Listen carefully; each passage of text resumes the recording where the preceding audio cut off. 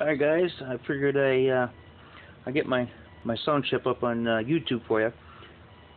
My deflector's not on because I'm doing some paint work on it. But I'll figure I start it up and I'll rev it up for you so you can see what it sounds like.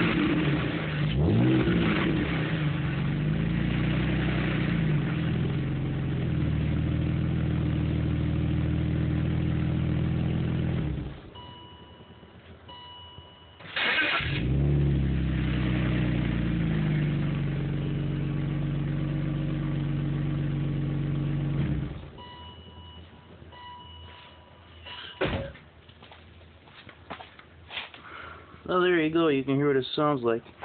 You do get a little bit of interior noise, throaty noise to it. It might change a little bit when you get some when you actually have it in gear.